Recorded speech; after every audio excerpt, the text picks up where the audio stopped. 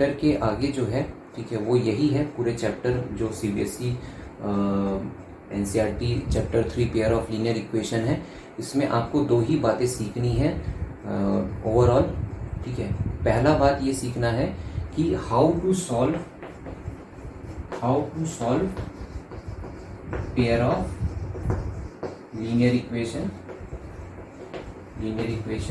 इन two variables, ठीक है। ये बात आपको पहले सिखाई जाएगी, ठीक है।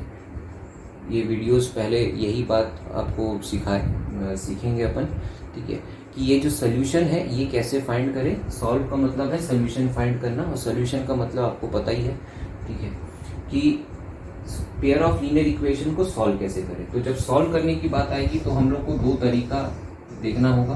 पहला देखना होगा ग्राफिकल और दूसरा एल्जेब्रिक। तो हम जब एल्जेब्रिक की बात करते हैं तो अगेन इसमें तीन अलग अलग मेथड है। पहला है सब्स्टिट्यूशन, दूसरा है एलिमिनेशन और तीसरा है क्रॉस मल्टीप्लिकेशन, ठीक है। एल्जेब्रिकली जब बात करेंगे तो ग्राफिकल के लिए आपको ग्राफ का यूज करना पड़ेगा, ठीक है, ग्राफ पेपर का यूज करना पड़ेगा। तो ये जब वीडियोस रहें और जब उसको देख रहे हो तो आप ग्राफ पेपर लेके ही आप सॉल्व करें, ठीक है। और दूसरा जो हमको यहाँ इस चैप्टर में सीखना है वो यही है कि how to express any situation, any real life situation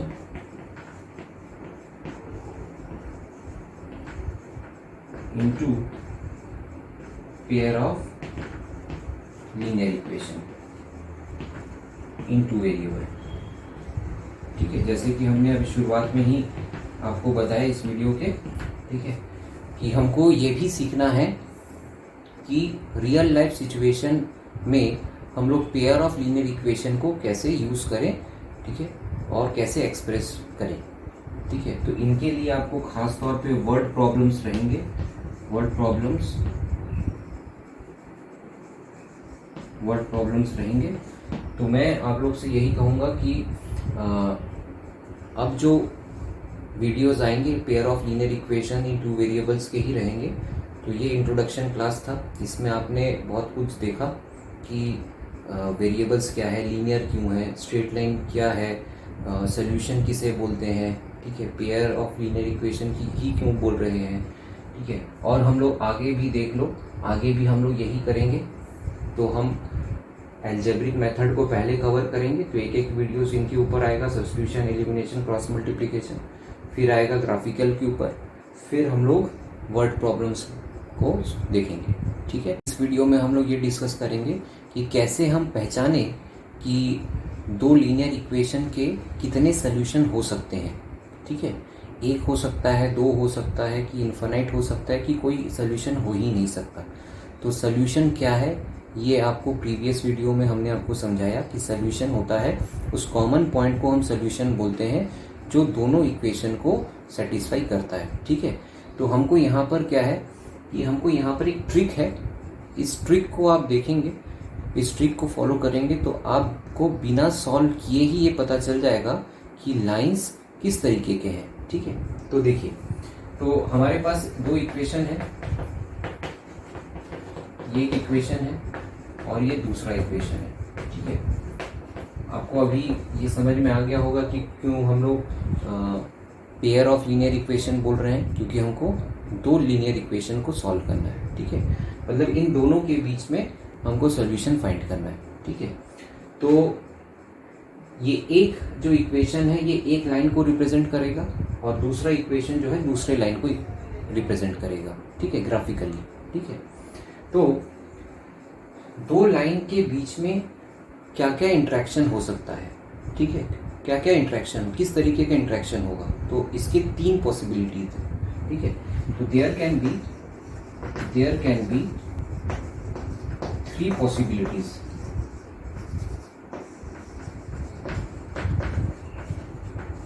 between their interaction. जब इनका इंटरेक्शन होगा, ठीक है, जब इनका इंटरेक्शन का मतलब है जब इनको एक साथ एक ही जगह पर बनाया जाएगा तो 3 पॉसिबिलिटीज हो सकती है। क्या क्या हो सकती है?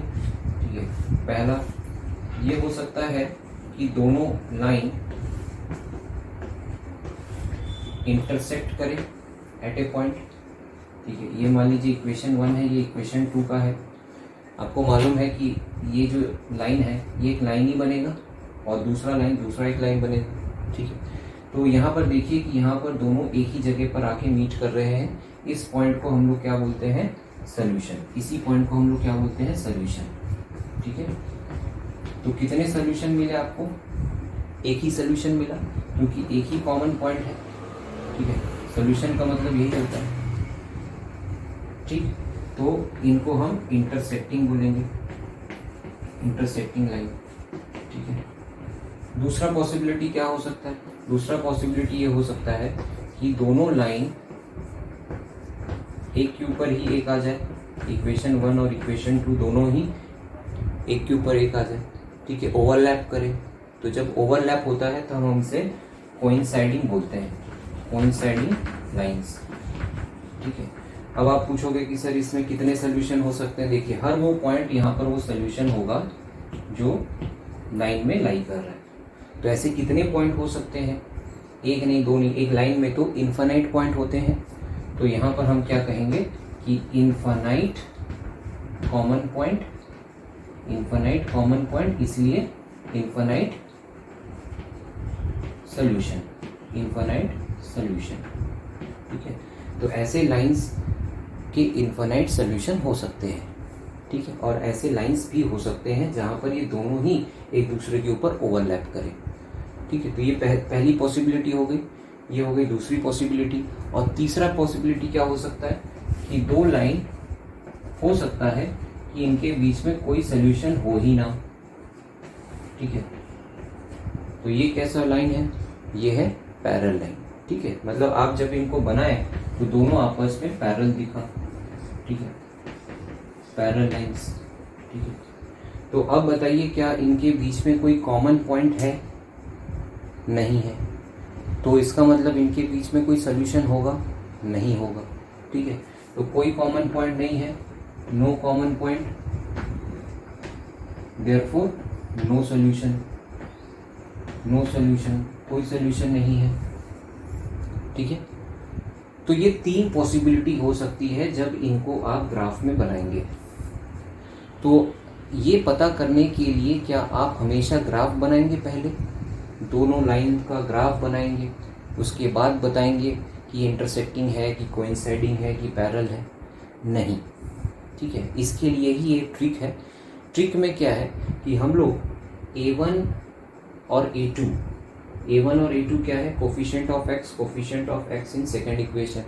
B1 और B2 क्या है? Coefficient of y in first, coefficient of y in b second equation. ठीक है, और C1 C2, तो इनका जो रेशियो है, रेशियो को फाइंड करके हम पता कर सकते हैं बिना ग्राफ बनाए। ठीक है, कि इनका कोइंसाइडिंग इंटरसेक्शन है। तो यहाँ अगर आपको ये पता करना हो कि इंटरसेक्टिंग लाइंस होगा कि कोइंसाइडिंग लाइंस होगा कि पैरेलल लाइंस होगा, तो इसके लिए क्या आप हर बार ग्राफ बनाओगे? ठीक है, और देखोगे कि भाई इंटरसेक्टिंग होगा कि कोइंसाइडिंग होगा कि पैरेलल लाइंस होगा? ठीक है, नहीं। इसके लिए आपको क्या करना है? इसके लिए आपको A1 A2 का रेशियो, B1 B2 का रेशियो और C1 C2 का रेशियो कंपेयर करना है। कंपेयर करने का मतलब है कि आपको चेक करना है कि ये रेशियोज इक्वल हैं आपस में कि नहीं। ठीक है, और A1 A2 क्या है देख लीजिए। A1 A2 है x के कोफिशिएंट। ठीक है, B1 B2 क्या है? y के कोफिशिएंट, और C1 C2 क्या है? कांस्टेंट टर्म का रेशियो। ठीक है, तो यहाँ पर देखिए कि हम कैसे पता करें कि लाइन इंटरसेक्टिंग है। अगर आपका A1 बाई A2 का रेशियो B1 बाई B2 के रेशियो के बराबर नहीं है तो हम बोल देंगे कि लाइंस इंटरसेक्टिंग है। ठीक है, अगर हमारा A1 A2 का रेशियो B1 B2 के रेशियो के बराबर है, ठीक है, और C1 C2 के भी बराबर है, इसका मतलब तीनों रेशियो ही अगर बराबर है तो हम क्या कहेंगे, लाइंस कोइंसाइडिंग है। ठीक, लास्ट में अगर A1/A2 is equal to B1/B2 है बट C1/C2 के बराबर नहीं है, ठीक है, तब हम क्या बोलेंगे कि इनके बीच में कोई सोल्यूशन नहीं हो सकता, वो पैरेलल लाइंस है।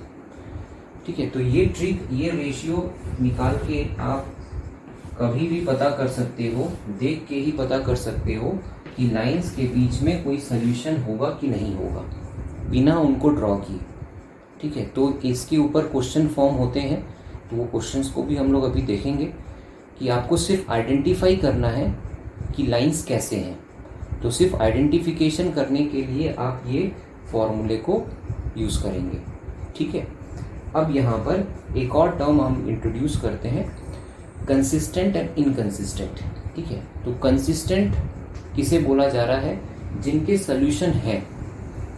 ठीक है, कंसिस्टेंस किसे बोला जाता है, कंसिस्टेंट, ठीक है, equations having solution, having solution, जिनके सोल्यूशन है। तो आप देखिए कि इंटरसेक्टिंग लाइंस अगर है तो एक सोल्यूशन तो है, वन सोल्यूशन तो है, तो इनको हम क्या बोलेंगे, कंसिस्टेंट। ठीक है, सोल्यूशन तो है ना, भले ही एक है लेकिन है तो। ठीक है, सिमिलरली जब कोइंसाइडिंग लाइंस होगा तो आप देख रहे हो कि यहाँ पर इनफाइनाइट सोल्यूशन है लेकिन सोल्यूशन तो है। ठीक है, बहुत सारे हैं तो क्या हुआ, है ना, तो अगर इसे भी हम क्या बोलेंगे, फिर कंसिस्टेंट बोलेंगे। ठीक है, ये बात बहुत इंपॉर्टेंट है, कंसिस्टेंट इनकंसिस्टेंट के फॉर्म में भी क्वेश्चन पूछा जाता है। ठीक है, अब लास्ट में देखिए पैरेलल लाइंस को, तो पैरेलल लाइंस में कोई सोल्यूशन था क्या, नहीं था। तो जिन इक्वेशन के सोल्यूशन नहीं होते उनको हम क्या बोलते हैं, इनकंसिस्टेंट, इनकंसिस्टेंट। ठीक है, इक्वेशंस हैविंग नो सोल्यूशन, जिनके कोई सोल्यूशन नहीं है, तो ये हमारा इनकंसिस्टेंट है। ठीक है, दिस इज आवर इनकंसिस्टेंट। तो आपको यहाँ पर आपको समझ में आ गया कि बिना ग्राफ ड्रॉ किए हम इक्वेशन को आइडेंटिफाई करके देख सकते हैं, उनके A1 और A2, B1/B2 और C1/C2 के रेशियो को देख के हम बता सकते हैं कि लाइंस के बीच में कैसा इंटरेक्शन होगा, क्या वो इंटरसेक्टिंग होगा, क्या वो पैरेलल होगा, क्या वो कोइंसाइडिंग होगा। तो जो पहला टाइप का क्वेश्चन है आपके बुक में, वो इसी के बारे में है कि सिर्फ देख के पहचान के आप बताइए कि इंटरसेक्टिंग है, पैरेलल है कि कोइंसाइडिंग है। ठीक है, दूसरा टाइप ये है कि आपको इक्वेशंस दिए रहेंगे, पेयर ऑफ लीनियर इक्वेशंस दिए रहेंगे और पूछेगा क्या ये कंसिस्टेंट है, क्या ये इनकंसिस्टेंट है। ठीक है, तो दोनों बातें यहाँ पर कवर हो रही हैं। अब हम लोग दो एग्जाम्पल देख लेते हैं और देख लेते हैं कि ये टाइप के क्वेश्चन हम लोग को कैसे सॉल्व करना है। ठीक है, तो यहाँ पर हम लोग देख रहे हैं जो क्वेश्चन, ये क्वेश्चन आप लोग को बोर्ड एग्जाम में भी पूछा जाता है। ठीक है, बट इसका जो वेटेज है वो 1 मार्क्स में है, क्योंकि आपको सिर्फ आइडेंटिफाई करना है। तो क्वेश्चन किस फॉर्मेट में आता है कि आपको ये चेक करने बोलता है, check whether the following pair of linear equation are intersecting, coinciding और पैरेलल। ठीक है, मतलब आपको देख के बताना है कि वो इंटरसेक्टिंग है, पैरेलल है, ये कोइंसाइडिंग है। ठीक है, या फिर ये क्वेश्चन ऐसे भी पूछा जा सकता है कि check whether the following pair of linear equation are consistent और इनकंसिस्टेंट। ठीक है, तो कंसिस्टेंट पूछने पर आपका इंटरसेक्टिंग भी कंसिस्टेंट होता है, आपका कोइंसाइडिंग भी कंसिस्टेंट होता है, लेकिन जो पैरेलल लाइन होते हैं वो इनकंसिस्टेंट होते हैं। ठीक है, तो ये दोनों दो टाइप का क्वेश्चन है यहाँ पर। ठीक है, ये आपका टाइप 1 हो गया और ये आपका टाइप 2 हो गया, सिर्फ यही चेंज है। लेकिन दोनों को फाइंड करने के लिए करना क्या है, A1, A2, B1, B2 और C1, C2 का रेशियो चेक करना है। ठीक है, तो हम लोग यहाँ पर एक एग्जाम्पल देख लेते हैं। ठीक है, ये एक एग्जाम्पल है, ये क्वेश्चन भी आपके NCERT के ही हैं। ठीक है, तो आपको नोट्स बनाने में भी काम आएगा और उम्मीद कर रहा हूँ कि आप लोग जब भी वीडियो देखते हैं तो नोट्स को भी बनाते होंगे साथ में। ठीक है, सिर्फ सुनना भी नहीं है, लिखना भी है, तो लिखते भी जाइएगा। +6x 6y -9 = 0। ठीक है, तो ये हमने एक इक्वेशन देखा है, ठीक है, पेयर ऑफ लीनियर इक्वेशन है। तो यहाँ पर A1 A2 क्या है? A1 A2 है x के कोफिशिएंट, ठीक है। तो जनरली बच्चे लोग गलती यहाँ पर क्या करते हैं, वो सीधा ये पूरा टर्म ही लिख देते हैं, ठीक है। तो अगर टर्म लिख देते हो जैसे ये 5x और 7x, ठीक है, तो भले ही आपका आंसर तो सही आएगा, लेकिन ये A1 A2 के डेफिनेशन में मैच नहीं कर रहा। A1 A2 क्या होना चाहिए? आपके कोफिशिएंट ऑफ x होने चाहिए, मतलब एक ऐसा नंबर जो वेरिएबल से मल्टीप्लाई हो रहा है। तो ऐसा अगर लिखते हो तो सोल्यूशन में तो कोई गलत नहीं होगा, बट ऐसा लिखना ही गलत है, ठीक है। तो ये चीज़ का ध्यान रखेंगे, ठीक है। पूरा टर्म ही नहीं उठा के लिख देंगे, ठीक है। आपको लिखना क्या है? आपको लिखना है 5/7, ठीक है। ये मैंने बताया कि जो आपको नहीं लिखना है, जो जनरली बच्चे लिखते हैं, ठीक है। तो A1/A2 का रेशियो कितना आया? 5/7। सिमिलरली B1/B2 का रेशियो निकाल लीजिए, ठीक है। ये कितना आ रहा है? -4/6, ठीक है। तो कभी भी इस तरीके के नंबर्स आए जो आपको लगता है कि सिंप्लीफाई हो सकता है, तो उसको आप सिंप्लीफाई कर दीजिए, ठीक है। तो ये कितना हो जाएगा? -2/3, ठीक है। लेकिन ये 5/7 तो सिंप्लीफाई नहीं हो सकता, तो वैसे ही रहने दो, ठीक है। तो यहाँ पर आपको देख के ही लग रहा है कि ये रेशियोज सेम नहीं है, तो आपको C1 C2 निकालने की ज़रूरत ही नहीं है। आप सीधा सीधा ये बोल सकते हो कि क्योंकि A1/A2 is not equal to B1/B2, इसीलिए ये लाइंस क्या है? इंटरसेक्टिंग है, ठीक है। और अगर इंटरसेक्टिंग है, ठीक है, तो ये फिर कंसिस्टेंट भी होगा, ठीक है। तो ये कंसिस्टेंट भी हो गया। मतलब मैं यहाँ पर दोनों क्वेश्चन को लेके चल रहा हूँ। अगर आपको कंसिस्टेंट पूछा है तो आपको तब भी इतना ही बताना है, ठीक है। अगर इंटरसेक्टिंग पूछा है तो भी आपको इतना ही बताना है, ठीक है। तो यहाँ पर एक एग्जांपल देख लिए जहाँ पर रेशियोज इक्वल नहीं है, ठीक है। A1/A2 is not equal to B1/B2। अब एक दूसरा एग्जांपल भी देख लेते हैं, ठीक है। 9x plus 3y plus 12 equal to 0 और 18x plus 6y plus 24 equal to 0, ठीक है। ये भी एनसीईआरटी का क्वेश्चन है। तो यहाँ पर भी आपको यही पूछा गया है कि weather the following pair of linear equation है इंटरसेक्टिंग, कोइंसाइडिंग और पैरेलल, या फिर आपको ऐसा पूछा जा सकता है कि दे आर कंसिस्टेंट और इनकंसिस्टेंट। अगेन आप क्या करोगे? इनका A1 A2 का रेशियो फाइंड करोगे, ठीक है। तो A1 A2 क्या दिख रहा है? वैसे तो आप देख के ही आइडेंटिफाई कर सकते हो, लेकिन कैलकुलेट कर लेना ठीक रहेगा, ठीक है। ये सिंप्लीफाई हो सकता है, तो सिंप्लीफाई करके कितना आ रहा है? 1/2, ठीक है। B1 B2 को भी देखिए 3/6, तो ये भी क्या हो रहा है? 1/2, ठीक है। अगर ये दोनों इक्वल है तो आप C1 C2 के रेशियो को भी कैलकुलेट करके देख लीजिए। तो 12/24 आ रहा है, दिस इज ऑल्सो 1/2। तो क्या कंक्लूजन है कि तीनों रेशियो एक दूसरे से बराबर है, ठीक है। तीनों रेशियो एक दूसरे से बराबर है, ठीक है। तो जब ऐसा होता है तो हम क्या कहेंगे? Coinciding lines. अगर कोइंसाइडिंग लाइंस है तो इनफाइनाइट सोल्यूशन होता है, और अगर इनफाइनाइट सोल्यूशन होता है तब भी हम कंसिस्टेंट बोलते हैं। तो ये कंसिस्टेंट भी हो गए, ठीक है। तो अगर आप इस क्वेश्चन में ऑब्जर्व करें तो आप देखेंगे कि जो सेकंड इक्वेशन जो है वो पहले इक्वेशन में अगर आप 2 मल्टीप्लाई कर देते हो पूरे टर्म्स में, तो देखिएगा सेकंड इक्वेशन फॉर्म हो जा रहा है, ठीक है। देखिए 2 मल्टीप्लाई कर दिया, 2 9 18, 2 3 6, 2 × 12 24। तो इससे आपको सीखने की बात क्या है कि अगर आपको कोई भी गिवन लीनियर इक्वेशन दिया है और उसके अगेंस्ट आपको कोइंसाइडिंग लाइन फॉर्म करना है, तो कोई भी कांस्टेंट मल्टीप्लाई कर दीजिए, ठीक है। सपोज एग्जांपल के लिए, जैसे मान लो कि मैंने एक रैंडमली एक एग्जांपल लेने के लिए बताया, ठीक है, +6 इक्वल टू 0।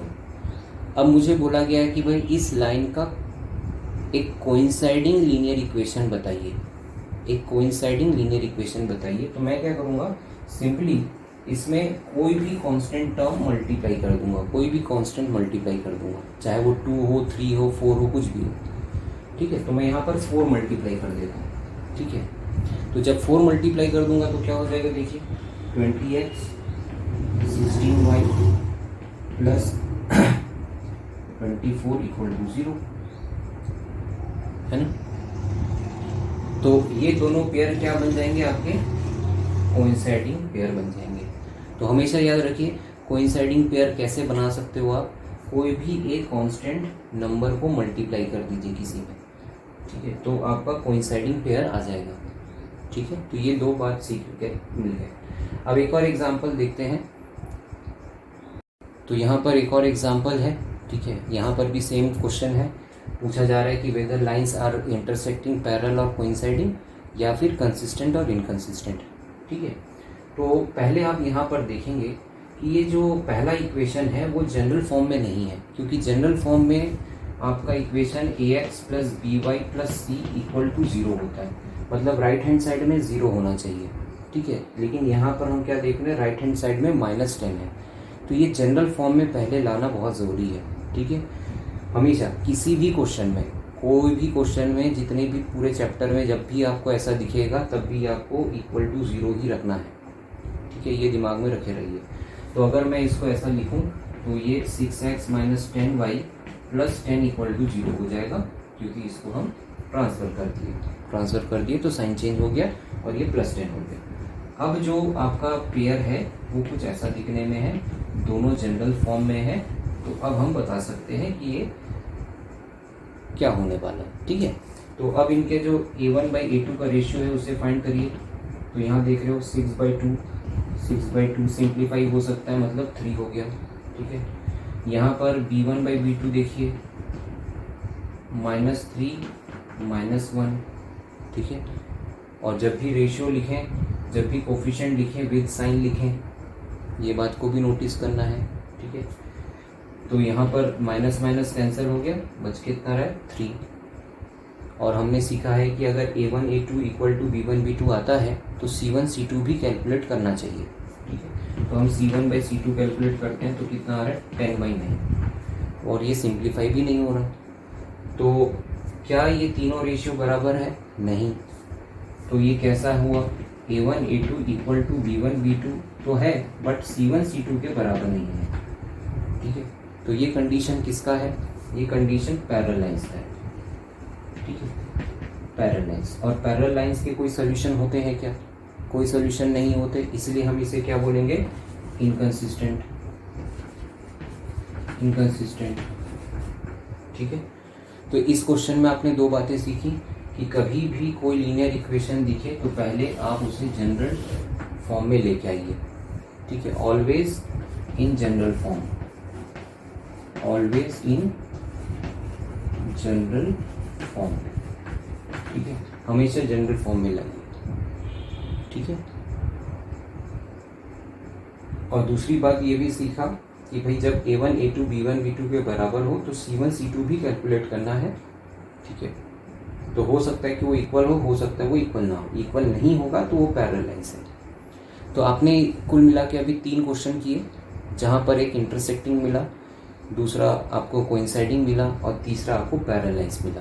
तो मुझे लगता है कि ये क्वेश्चन आपके लिए अब क्लियर है कि हम सिर्फ आइडेंटिफाई करके, अब इनको बताने के लिए क्या आपको ग्राफ बनाना पड़ा, तो ये एक तरीके का ट्रिक है ना, कि बिना बनाए ही हम पता कर ले रहे हैं कि लाइंस इंटरसेक्टिंग होंगे, पैरेलल होंगे कि कोइंसाइडिंग होंगे। उनके लिए ये जो फॉर्मूला है, ठीक है, इनके जो रेशियो का जो फॉर्मूला है वो आपको याद रखना पड़ेगा। ठीक है, और वो करते करते अपने आप ही याद हो जाएगा।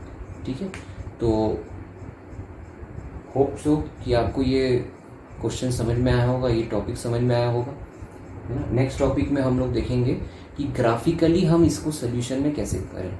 ठीक है, ये तो आपने ऐसे ही बता दिया कि इंटरसेक्टिंग है ना, लेकिन सोल्यूशन तो फाइंड नहीं किया। ठीक है, क्या आपको x और y की ऐसी वैल्यूज मिली जो इक्वेशन को सेटिस्फाई करेगा, नहीं। आपने सिर्फ अभी क्या किया, आपने सिर्फ आइडेंटिफाई किया। ठीक है, तो नेक्स्ट वीडियो में हम लोग ग्राफिकल सोल्यूशन देखेंगे, how to solve graphically how to solve linear equation graphically. तो इसके लिए आपको ग्राफ की ज़रूरत पड़ेगी, तो ग्राफ पेपर लेके बैठिएगा। ठीक है, मिलते हैं नेक्स्ट क्लास में। Thank you.